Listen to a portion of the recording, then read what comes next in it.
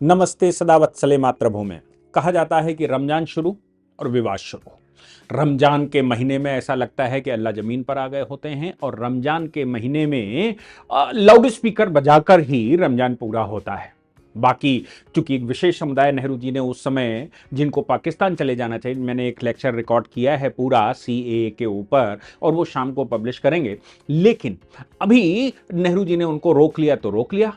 अब तो पूरे फंडामेंटल राइट और इतने फंडामेंटल राइट की सुपर नागरिक की तरह व्यवहार और दूसरों को परेशान करने की प्रवृत्ति।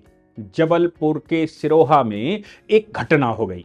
घटना क्या हो गई कि रमजान था, हालांकि पहले से एक बात ध्यान रखें, और अभी सुप्रीम कोर्ट ने धन प्रदूषण केस में पहले से ये कह रखा है कि रात में कोई लाउड स्पीकर नहीं बजेगा, रिहायशी एरियो में लाउड स्पीकर नहीं बजाए जाएंगे। और दिन में भी उनका डेसिमल तय किया हुआ है कि कितने डेसिमल की आवाज निकाल सकते हैं और कितने डेसिमल तक आपको अनुमति है। मतलब कितना, हम डेसिमल की चर्चा अगर करेंगे तो वाणिज्यिक क्षेत्रों में या फिर हम कहें कि जो औद्योगिक क्षेत्र, पहले औद्योगिक क्षेत्रों में 75 डीबी से ज्यादा आवाज नहीं हो सकती, रात में 70 डीबी से ज्यादा आवाज नहीं हो सकती। वाणिज्यिक क्षेत्रों में जो कमर्शियल क्षेत्र है वहां 65 डीबी से दिन में और 55 डीबी से रात में। आवासीय क्षेत्र जहां लोग रहते हैं वहां 55 डीबी दिन में और 45 डीबी रात में। और जो शांत क्षेत्र हैं जैसे अस्पताल है, स्कूल है और बाकी के क्षेत्र हैं, कोर्ट हैं, वहां पर दिन में 50 डीबी और रात में 40 डीबी से ज्यादा आवाज नहीं हो सकती। योगी आदित्यनाथ जी ने उसमें एक और संशोधन कर दिया। उन्होंने कहा कि देखिए, आपकी आवाज जिस परिसर में आप कर रहे हो उस परिसर के अंदर रहनी चाहिए, उसके बाहर नहीं आनी चाहिए, दूसरों को डिस्टर्ब नहीं करोगे। उन्होंने कहा, हाउस में भी कहा, उनसे जब कहा गया कि लाउड स्पीकर खोलने की अनुमति, क्योंकि अखिलेश यादव और कंपनी लगातार कह रही है कि भाई लाउड स्पीकर बजाने की अनुमति दी जानी चाहिए, रमजान शुरू हो गया है, धार्मिक भावनाएं, आस्थाएं आहत होती हैं, लोग और वो घड़ी वो सुनकर आते हैं और नमाज पढ़ते हैं और सामूहिक नमाज होती है, भाईचारे का, ये सब बातें उन्होंने पार्लियामेंट में भी कही और उनके लोगों ने भी पार्लियामेंट में, मतलब लगातार Samajwadi party, Owaisi and group और बाकी सब कह रहे हैं, ऐसा लग रहा है कि हिंदुस्तान में मुसलमान रहेगा, बाकी कोई नहीं रहेगा। योगी आदित्यनाथ जी ने उसको क्लियर करते हुए कहा कि देख लीजिए, आपकी धार्मिक भावनाएं आपके पास हैं लेकिन दूसरे की आहत नहीं होनी चाहिए। अगर दूसरे की धार्मिक भावनाएं आहत होती हैं तो पुलिस है। पहले उन्होंने आदेश कर दिया। जबलपुर में जो झगड़ा हुआ उस पर भी चर्चा करूंगा कि जबलपुर में जो झगड़ा हुआ रमजान के पहले दिन ही, उसका कारण क्या है। और मंदिर पर पथराव कर दिया गया, मंदिर की तोड़फोड़ कर दी गई, पुजारियों को पीटा गया, वहां पूजा करने वालों को पीटा गया। वो प्रकरण पूरा क्या है, पहले योगी आदित्यनाथ जी को देखते हैं। योगी आदित्यनाथ जी ने विशेष, सबसे पहले तो 70,000 के लगभग लाउड स्पीकर उतरवा दिए, 90,000 लाउड स्पीकर्स की आवाजें कम करवा दी गई उससे ज्यादा। और पुलिस को स्पेशल इंस्ट्रक्शन दिए गए कि आप जाएं, क्षेत्र में घूमें, जिस समय रमजान का या नमाज होती है, नमाज के टाइम में समय पर आप वहां पर घूमिए या अजान के समय पर घूमिए। और मीटर दिए हैं कि आप मीटर से चेक करिए कि आवाज कितनी है। अगर आवाज ज्यादा है तो पहले धर्मगुरुओं से बात करिए उनके यहां के, और वो नहीं माने तो उनको चेतावनी दीजिए, चेतावनी के बाद भी नहीं माने तो एक्शन लीजिए। कुल मिलाकर पहले सौहार्दपूर्वक उनसे बात करिए, पहले चेक करिए, सौहार्दपूर्वक बात करिए, फिर चेतावनी दीजिए और फिर एक्शन लीजिए। और एक्शन के लिए खुली छूट देकर रखी। साथ में एक और आदेश दिया गया है कि रात में 10 बजे से सुबह 6 बजे तक कोई लाउड स्पीकर उत्तर प्रदेश में नहीं बजाया जाएगा। रात की जो ये देर रात की नमाज, ये जो चलता है ना कि रोजा इफ्तार चलता है रात भर और लाउड स्पीकर लगा लगा के पड़ोसियों को परेशान करते हैं, आप वो नहीं कर सकते। और आवाजें, जिनके लाउड स्पीकर बड़े हैं, नहीं माने उनके उतरवा लिए, और जो मान गए हैं उनके लगे हैं। मेरा मानना बिल्कुल साफ है कि लाउड स्पीकर ही नहीं, किसी भी धार्मिक स्तर पर नहीं होने चाहिए बिना अनुमति के। आप अनुमति लीजिए कि लाउड स्पीकर बजाना है, वो लाउड स्पीकर केवल और केवल पुलिस से वेरीफाइड ही होंगे। कौन से बजेंगे? जिनका डेसिमल पहले से फिक्स हो। जैसे गाड़ियों में स्पीड पहले से तय होती है, जैसे आप रामनवमी की यात्रा जब निकलती है, उत्तर प्रदेश में बड़ा हंगामा हुआ था रामनवमी के समय पर कि रामनवमी की यात्रा पुलिस ने सारे स्पीकर धरवा लिए थे। तो क्या अब पुलिस स्पीकर्स वहां से उतरवाएगी?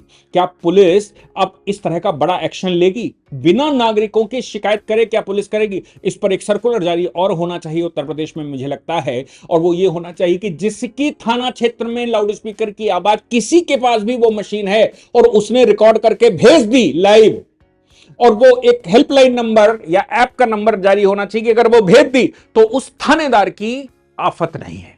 उस थानेदार की आफत आएगी। वो थानेदार तय कर ले कि उसकी चौकी क्षेत्र जो उसके उसके सब इंस्पेक्टर हैं उनके चौकी क्षेत्रों में वो तय करें कि उन्हें आवाज नहीं आनी चाहिए, और वो डिवाइसें पब्लिक में बिक जाएं और उसका एक हेल्पलाइन नंबर जारी हो जाए और वो सीधा हो जाए, तब ये सही होगा। क्योंकि नागरिक उलझता नहीं, हिंदू समाज का स्वभाव है वो उलझता नहीं है, और मुसलमान मानता नहीं है, पुलिस को मतलब नहीं है। इसलिए उत्तर प्रदेश में जो उन्होंने कड़ाई से कहा है, जो सर्कुलर जारी किए हैं, उनमें ये सर्कुलर और आने चाहिए। अन्यथा लाउड स्पीकर ही बैन कर देने चाहिए, बिना अनुमति के कोई लाउड स्पीकर उत्तर प्रदेश में बजेगा, उत्तर प्रदेश क्या देश में नहीं बजेगा, क्योंकि मानने वाले मानते नहीं। इलाहाबाद हाईकोर्ट का प्रकरण सामने आया था, पटना हाईकोर्ट का प्रकरण सामने आया था। इलाहाबाद हाईकोर्ट ने भी बुलाया कि भाई मस्जिद बगल में बनी हुई है, उन्होंने कहा कि इसको बंद करो, आदेश दिया। चौकी इंचार्ज ने कहा साहब धार्मिक भावना है, फिर वो कई आया, 2 दिन बंद रखा, तीसरे दिन फिर हो गया, सुनवाई में बाधा हो रही थी। आप सोचो कि जबकि पैक होता है, कोर्ट का रूम जो है वो पैक होता है, ध्वनि प्रदूषण अंदर नहीं हो सकता, फिर भी लाउड स्पीकर इतनी तेज बजाए जाते थे। पटना में भी ऐसा चला, तब बुलाकर कहा गया कि एसपी उसमें दोषी होगा, तब कहीं कंट्रोल हुआ। अभी भी कंट्रोल हो गए हो तो बता नहीं सकते, ये तो मैं लिटिगेशन की बात कर रहा हूं जो कोर्ट में है। जबलपुर का प्रकरण अब आ जाते हैं। देखिए सरकारें जहां पर सख्त बैठती हैं, अब इस तरह के लाउड स्पीकर आप उत्तराखंड में बजाइए तो पता लगेगा धामी बेच चलवा रहे हैं, इस तरह के लाउड स्पीकर असम में बजाइए पता लगेगा कि आप वहां पर लाठी चल रही है। मध्य प्रदेश के अंदर का जो प्रकरण है जबलपुर मध्य प्रदेश का बड़ा केंद्र है, हाईकोर्ट भी वहां पर है। मैं उसके हाईकोर्ट में 2 लेक्चर लेकर आया हूं वकीलों के बीच में। बड़ा हाईकोर्ट है जबलपुर, और मतलब प्रतिष्ठित हाईकोर्ट है। जबलपुर के अंदर एक स्थान पर मंदिर और मस्जिद आमने सामने, ज्यादातर इनका स्वभाव है कि मंदिर के बगल में ही मस्जिद बनानी है, मंदिर को कवर करके मस्जिद बनानी है। अगर हमला करके मंदिर को कब्जा कर सकते हैं तो उसमें मस्जिद बनाएंगे, और नहीं तो बगल में बनाएंगे। तो बगल में थी। अब अजान उसी समय पर और उसी समय मंदिर में पूजा चलती है। पूजा अर्चना के समय पर भी लोग घंटी बजाते हैं, लाउड स्पीकर से आरती लगाते हैं, और उधर अजान चल रही थी। तो अब उनका कहना है कि भाई हमारा रमजान है, आप ये मंदिर बंद करिए। दोनों का टाइम क्लैश कर गया।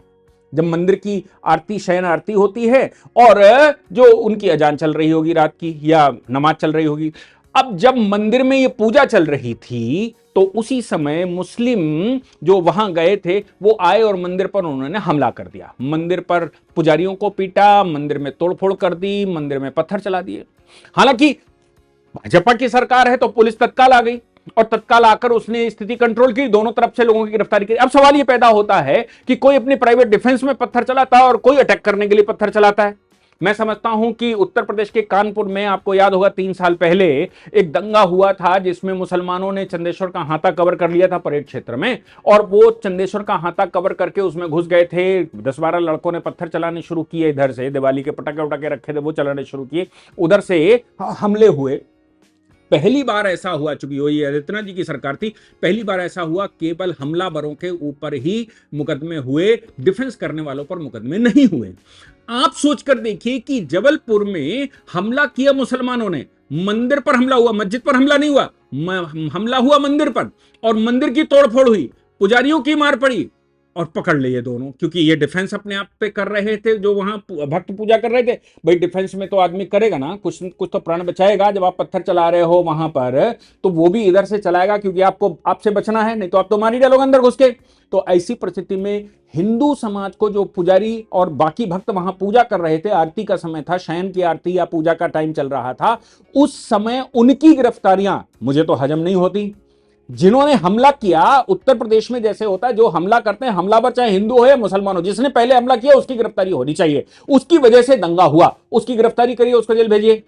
लेकिन जबलपुर के अंदर ऐसी सूचनाएं हैं कि पुलिस ने दोनों समुदाय के लोगों को गिरफ्तार किया। ये जो बीच का रास्ता है ना, सेकुलर रास्ता, ये हमारे देश को बर्बाद करने पर लगा। वो हिंदू समाज सभ्य समाज माना जाता है, विश्व का सबसे सिविलाइज समाज माना जाता है, इसलिए हिंदू समाज इन विषयों पर आगे इनिशिएट कभी नहीं करता। और अगर आप उसकी गिरफ्तारी कर लेंगे तो वो डिफेंस भी कल से करना बंद कर देगा और मर जाएगा। आप समझिए, तो क्या देश को खत्म करने के लिए ये साजिशें देश में चल रही हैं? मैं समझता हूं कि इन विषयों पर बड़ी गहराई से चिंतन होना चाहिए, इन विषयों पर बहुत गहराई से काम होना चाहिए। सुप्रीम कोर्ट के जजमेंट को लागू करने के लिए पूर्ण रूप से सुप्रीम कोर्ट के जजमेंट को लागू करने के लिए सख्त कार्रवाइयां होनी चाहिए। और अगर वो नहीं हो सकता तो जो मैन्युफैक्चरर हैं लाउड स्पीकर के, आप जिले भर के मैन्युफैक्चरर्स को पकड़ लीजिए और उनसे बताइए कि ये 45 डेसिमल से ज्यादा नहीं हो सकता, और लाउड स्पीकर पर लाइसेंसिंग कर दी है। आपको याद होगा कि जिन जो बहुत बहुत बुजुर्ग रहे होंगे उनको याद होगा, जो लोग सुन रहे होंगे उनको याद होगा, या उनके बाबा दादी ने बताया होगा, माँ बाप ने बताया होगा कि एक समय ऐसा था कि रेडियो के लिए लाइसेंस होता था। यानी कि रेडियो अगर आपको खरीदना है तो लाइसेंस से रेडियो होता था, जब आज़ादी मिली थी।